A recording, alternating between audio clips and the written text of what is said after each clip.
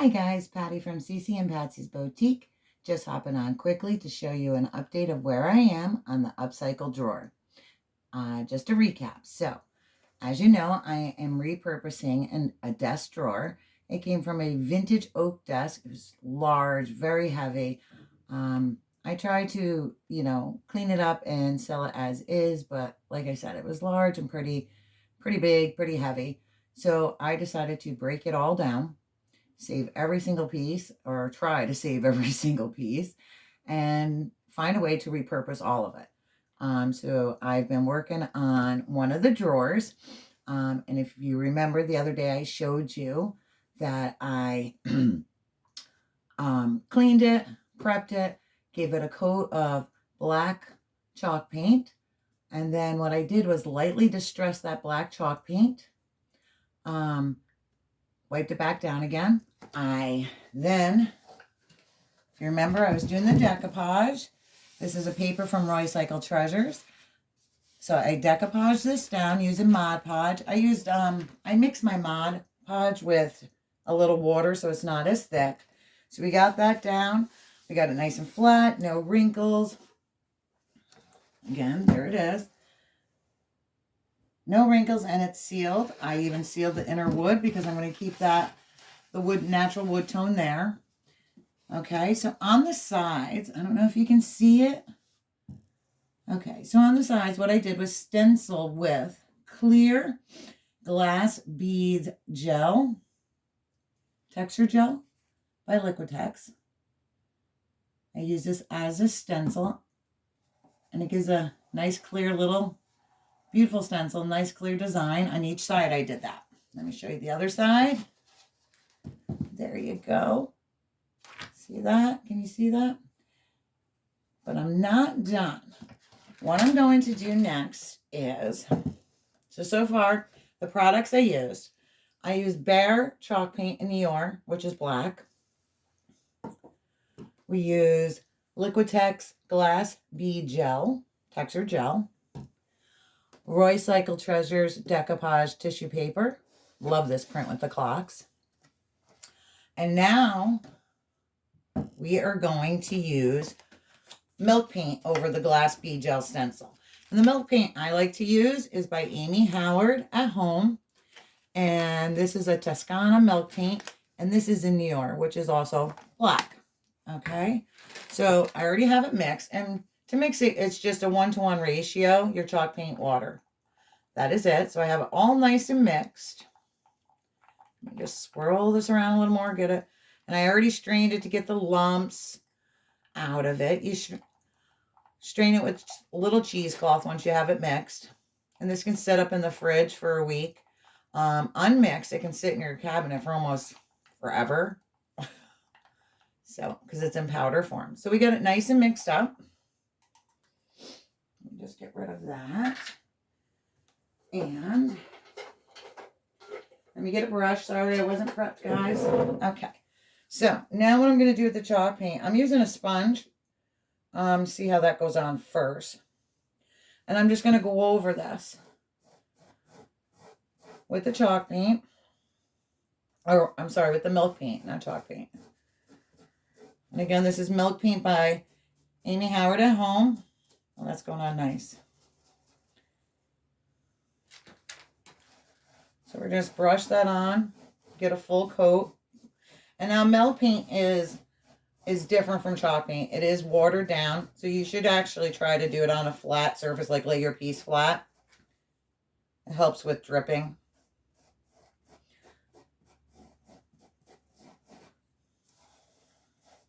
And I'm going to do this on both sides. What I want to try to create, and I'm hoping to pull what I see in my head, so I'm hoping I pull this off, is I did a base of chalk paint.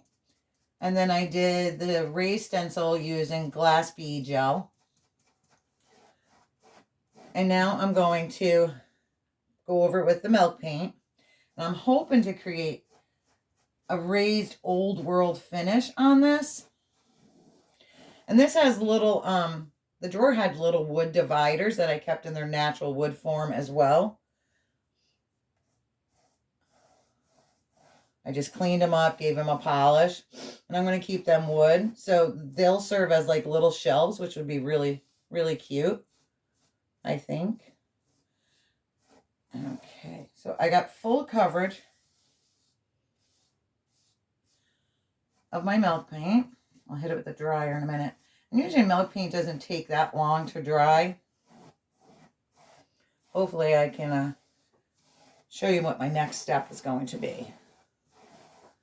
I don't have any drips, right? Make sure we don't have any drips.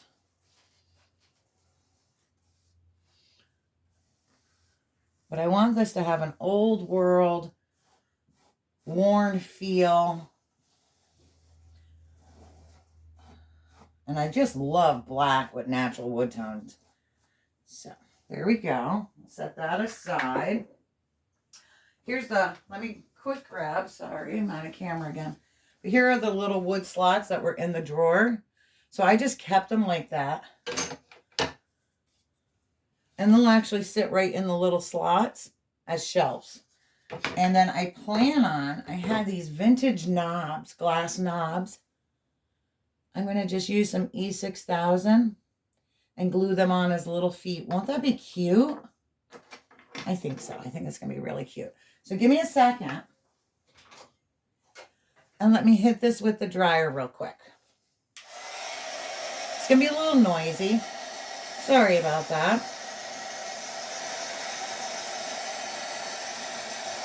Once I get each side dried with one coat of milk paint, I'm going to actually go in.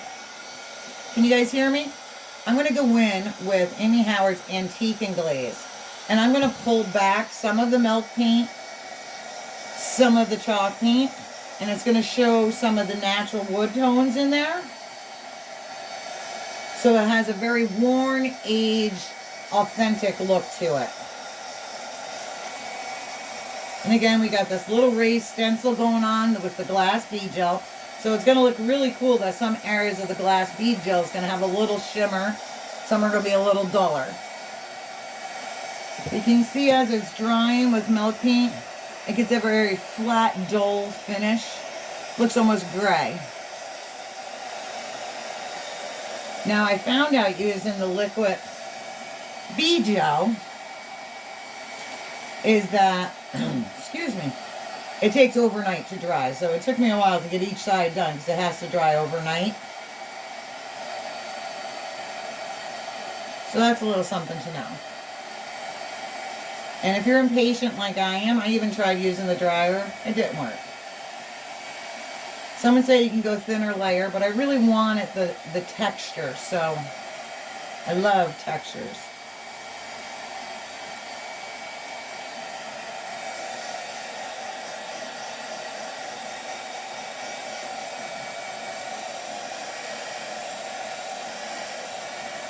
Sorry, guys. We'll get half done so I can just show you the next step real quick.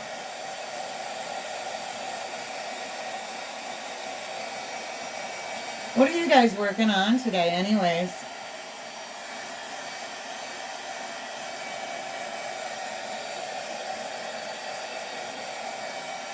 I have a big show coming up in June, so I'm hoping to have everything ready to go. All right, that does not want to go back on my hanger. So as you can see, here's where it's still a little wet, the milk paint. And that's where it's nice and dry. Okay. We have a little wetness, but that's okay. Let me grab a sea sponge. Hold on.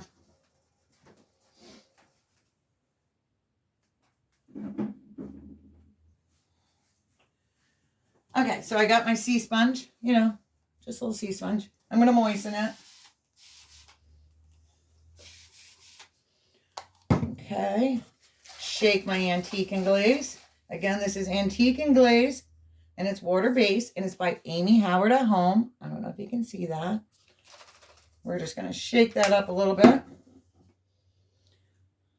Usually you would put this in, have a bowl of it, and then have a bowl of water next to it. So now I got a little on my sponge. Oops, I also got hair on my sponge. Hold on. And you would wring it out, and then you're just going to lightly See what I'm doing? We're just going to dab a little. Take off where you want a little bit of the black chalk paint off, where it would naturally distress from people grabbing, touching, polishing, you know, where it gets normal wear and tear. That's the trick to giving an authentic distress look, is you want to stand back and think about where it would be touched a lot by hands, or when they're moving it, or where something might have spilled. And then as you're doing it, you can give it a little rubs here and there. Like, see, I wanted a little more distressing on the edge, where people's fingertips would be. And give it a little spin if you want.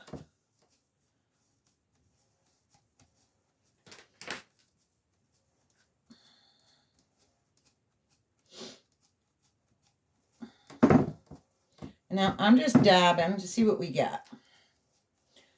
And the cool thing is, if I don't really like this, I can go back over it. Okay, I'm going to hit it with my dryer real quick to see where we're at. Let's see what we got.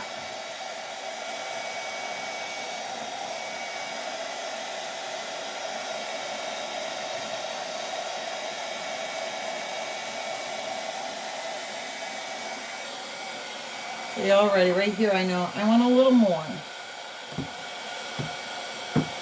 So I'm going to dab just a little bit more, apply a little pressure.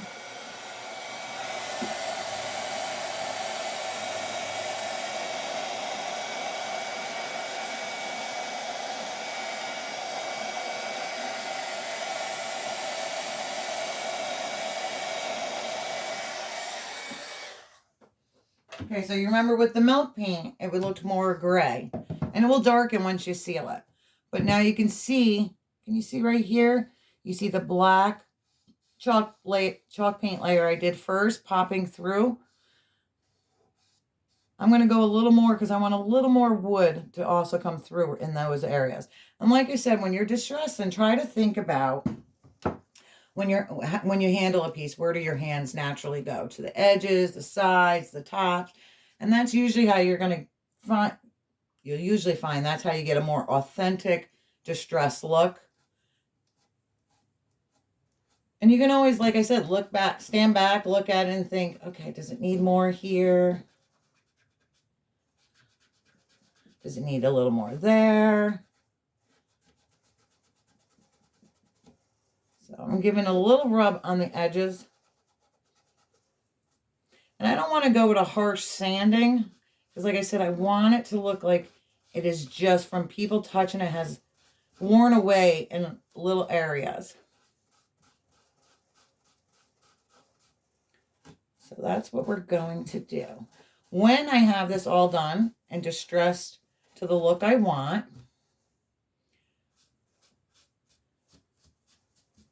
I will go over it with a clear and dark wax, and I'll do another video to show you that.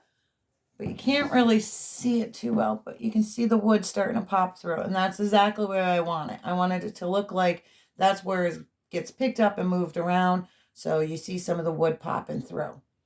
So there you have it. This is where I'm at today with upcycling this drawer. We did black chalk paint. We did a raised stencil with glass bead gel by Liquitex. We did decoupage paper on the back for a beautiful backdrop image, and that's by Upcycling Treasures. We did milk paint by Amy Howard at home, and we're using her antique and glaze. And I'm going to get back to it, and hopefully by Friday we'll have a new video with an update. Thanks for watching, and have a great day. Bye-bye.